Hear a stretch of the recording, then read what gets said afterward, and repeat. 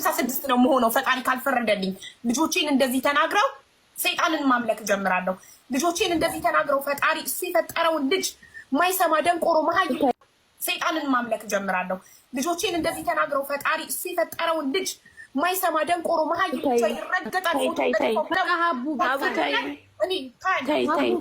በአላህ በእናትሽ በቃ ማይክሙት በቃ ማድረጋችንም ለፈጣሪ እሱ ፍርዱን ካልአካውንት ሲያዘጉ እየከፈትኩ ስመጣ አልጠፋም ስላቸው መጨረሻ ላይ ቺ ልናጠፋት የምንችለው ልጇን ከሰደብንባት ብቻ ነው የምጠፋው ብለው ነው።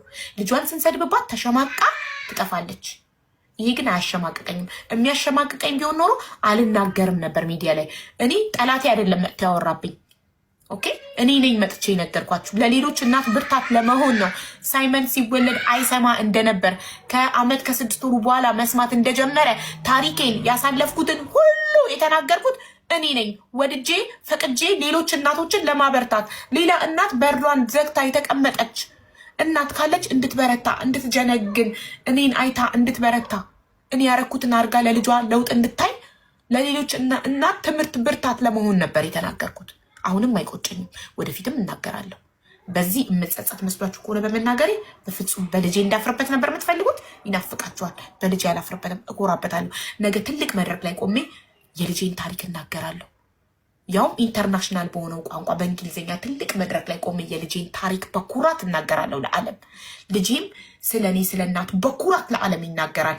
ስንት ነገር በገዛ ዜጎቿ እንደደረሰባት፣ ምን ያህል እንደተወገረች፣ ለልጇ ምን እንደሆነች ታሪክ ነው፣ ይቀመጣል። አይክላውድ የያዘውን ነገር አይለቅም፣ ኢንተርኔት የያዘውን ነገር አይለቅም፣ ይቀመጣል። ያ ልጄ ግን አማርኛ አላስተምረውም። አማርኛ እያስተማርኩት ነበር፣ ሀሁ እያስተማርኩት ነበር። አቆማለሁ። አማርኛ አላስተምረውም። ልጄ እንደዚህ አይነት ክፋቶችን አድጎ በስልኩ እንዲያይ አልፈልግም።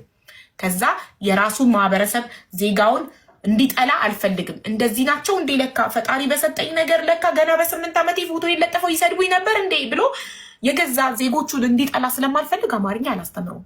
አማርኛ አስተምሪው ትሉኝ ነበር እናንተ፣ እያስተማርኩት ነበር። ከዚህ በኋላ ግን አይጠቅመውም። አማርኛ ስድብና መጥፎ ነገር ነው የሚያየው በአማርኛ። ይሄ ካልሰበረኝ ምንም እንደማይሰብረኝ ነው። ምንም ስስጎኔ የለኝም። ከዚህ በኋላ ስስጎኔ ያለቀ። ገደላችሁት። ስስጎኔን እንዳለ እናንተ ገደላችሁት። እድሜ ለእናንተ። አመሰግናችኋለሁ ጠላቶቼ ማለት ነው። ስስጎኔን ጨረሱት። አመሰግናለሁ። ከዚህ በኋላ ስስጎኔ የለኝም። ስስጎኔ የሌለው ሰው ደግሞ አስቡት። ምንም አያስቆመው። ምንም አያስቆመኝ። ቴንኪውስ እንዲህ ስላጠነከራችሁ ስላጀገናችሁ። ዛሬ እዚህ ጋር በልጅ ተናግሮሽ ደምባ እያለቀሽ ነው። እዚህ ጋር አንድ እናት ደግሞ ባንቺ ብርታትና ባንቺ ማንነት ባንቺ ጥንካሬ ባንቺ ኃይል ማለት ነው ምን የመሰለ ሆስፒታል ውስጥ 2 ዶክተር ለብቻው ስፔሻል ዶክተር መጥቶለት ኦፕራሲዮን ተደርጎ ይኸው እግሩን እንኳን አንቀሳቅሷል። ወላሂ ለአዚም በዚህ ደስ ይበልሽ። አንቺ የምትሰሪው ስራ እኮ ትልቅ ነው የኔ ፍቅር። ምን ሆነሽ ነው? በአላህ ዛሬ ነበር አይደል ሰርጀሪው? ይሄ ሆስፒታል ነው ያለሁት እኔ። አሁን ትንሽ ቆይቼ ቪዲዮ ከፍትልሻለሁ። እስኪ ወጣ እየጠበቅን ነው የኔ ፍቅር። ኧረ በአላህ እንደዚህ አትሁኝ። አንቺ ጀግና እናት ነሽ፣ የብዙዎች እናት ነሽ። ለኔ ስስጎኔ ነው ታውቂያለሽ። ለስንት ልጆች እርዳታ ለልጅ ሳልተኛ ቁጭ ብዬ ስሰበስብ አድሬያለሁ። በልጅ ጉዳይ አልደራደርም። ልጅ ስስጎኔ ልጇ የታመመባት እናት ስትመጣ አልችልም። በቃ ቢያመኝም እያመመኝ አድራለሁ። ሌሊቱን ብሩ ሳይሞላ አላቆምም። የቤት ጊዜ ለሱ ህፃን ልጅ አሁን ሆስፒታል ላላችሁ ለህፃን ልጅ ትልቁ አካውንቴ ኦልሞስት 1 ሚሊዮን ፎሎ የደረሰ አካውንት አዘግተውብኝ ምንም አላልኩም። አዲስ ከፍቼ በነጋታው አዳሬን ነው ስሰበስብላት ያደርጉት። የሚፈለገው ብር ሳይሞላ እኔ እርዳታ አላቆምም። ቢደክመኝ ቢያመኝ አልጋ ላይ እንዲህ ተኝቼ እኮ ወገቤን አሞኝ እኮ እንደዚህ ተኝቼ የምመዘግብ ሰው ነኝ አይደል? ይህን ግን የማደርገው ለፈጣሪ ነው፣ ለሰው አይደለም። ለሰው ቢሆን ይሆን ስድብ ናዳ ሲወርድብኝ አቆም ነበር። ለገንዘቧ ነው እየተባልኩ አላቆምኩም። ይበሉ የፈለጉትም ለጥቅሟ ነው እየተባልኩ አላቆምኩም። ይኸውልሽ አውዬ ያለ ስሜ ታማሚ ኮሚሽን ትወስዳለች እየተባልኩኝ አንድ ታማሚ እኔ ኮሚሽን የጠየቅኩት ካለ አምጡልኝ የፈለጋችሁትን ለቀጣ። እንደዚህ እያሉ ስሜን እያጠፉ አላቆምኩም።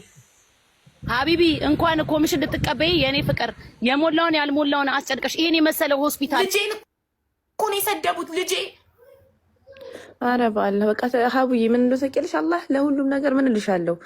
ለሰው ከመተው ለአላህ መተው ይሻላል። ነገር ያለው ለአላህማ በቃ ለአላህ ከተውሽው አንድ ነገር እኮ ይልሽ ማሬ ለአላህ ከተውሽው እዚህ ጋር ማውራቱ ጠቃሚ አይደለም። ለአላህ የሰጡትን ነገር ለአላህ ተናግረሽ ነው መተው ያለብሽ። አሁን አንቺ እዚህ ጋር ይሄ እንደዚህ መሆንሽ ምናምን ምንም ዋጋ አለ? ምንም ዋጋ ቢስ ነው። ለአላህ የተተው ነገር አላህ እስከሚያሳየሽ ማወቅ አለበት።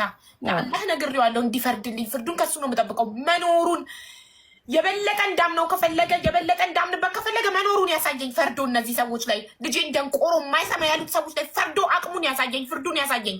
አይ በእናትሽ አቡ በአላህ በቃ በአላህ አልኩሻ። ከአላህ የሚበልጥ ነገር ደግሞ ማወቅ አለበት። እነዚህ ሰዎች ምን ያህል አረመኔ ጨካኝ እንደሆኑ ልጄን ፎቶ ለጥፈው ደንቆሮ የማይሰማ ብለው ሰድበውታል። ማሪ በቃ ይኸውልሽ፣ አሁን እኮ መልሰን እዛው ያልሰማው ሁሉ እንዲሰማ አስተጋባለሁ። ዓለም እንዲሰማ ፈልጋለሁ። እነዚህን ጨካኝ አውሬዎች፣ እነዚህ ከሰው ቢፈጠሩ የህፃን ልጅ መልአክ ምንም የማያውቅ ፎቶውን ለጥፈው አይሰድቡትም ነበር ልጄን። ይህ የጭካኔያቸውን ጥግ ህዝብ እንዲያ ይፈልጋለሁ፣ ዓለም እንዲያ ይፈልጋለሁ። ብችል በእንግሊዝኛ በአረብኛ ተርጉሜ ማቅረብ ፈልጋለሁ ለዓለም ልጄ ላይ የተደረገውን ነገር። ሰው ነኝ የሚል ደግሞ ይሄንን ነገር ሊቃወም ይችላል። ልጄ ነው፣ ልጄ መልአክ ነው፣ ልጄን ነው ደንቆሮ የማይሰማ ብለው የሰደቡት ልጄ። ታይ በእናትሽ አቡ ኖ፣ ይህማ ልጄን መካድ ነው። ይህማ ልጄን መካድ ነው። ልጄን እንደ ካድኩ ነው የምቆጥረው። ይሄንን ዝም ካልኩ ራሴ ሲሰደብ ዝም ብያለሁ። አባቴ፣ እናቴ፣ ባሌ፣ መልኬ፣ ፈጣሪ ፈጠረው ሁሉ ነገር ሲሰደብ ዝም ብያለሁ። በልጄ ግን ዝም አልልም።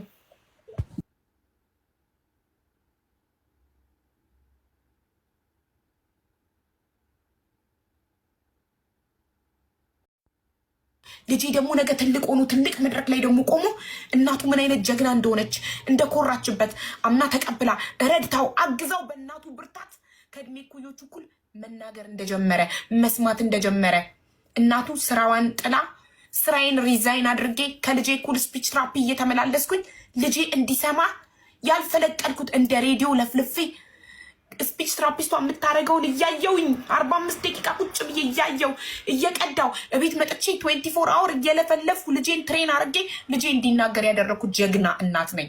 ነገ ትልቅ ቦታ ላይ ቆሜ አወራዋለሁ ይሄንን። እንደገና ልጄ ትልቅ ቦታ ደርሶ የእናቱን ጥንካሬ የእናቱን ጀግንነት ይመሰክራል። ይሄን ደግሞ እድሜ ይስጣችሁና ታያላችሁ። እንዳፍርበት ከሆነ ነገም ደግሜ ይናገራለሁ። ከነጎዳም ለሌሎች እናቶች ብርታት መሆን እፈልጋለሁ። እንደዚህ አይነት ማህበረሰብ ስላለ ነው፣ እንደዚህ አይነት ሰው ስላለ ነው እናቶች ችግር ሲገጥማቸው ስፔሻል ኒድ ልጅ ሲወልዱ እማያይ ልጅ ኦቲስቲክ ልጅ ሲወልዱ የሚደብቁት ይኸው እንደዚህ ስለሚደረጉ ነው። የኔ ልጅ ስፔሻል ኒድ አይደለም፣ የመስማት ችግር ብቻ ነበር የነበረበት። እሱም ተፈቶለት እየሰማ እየተናገረ ነው። ከእድሜ እኩዮቹ እኩል ኖርማል ትምህርት ቤት እየሄደ ነው። ሌላ ነገር ቢሆን ምን ልታደርጉኝ ነበር? ከዚህ ባሰ ነገር ቢሆን እንደው ምን ልታደርጉ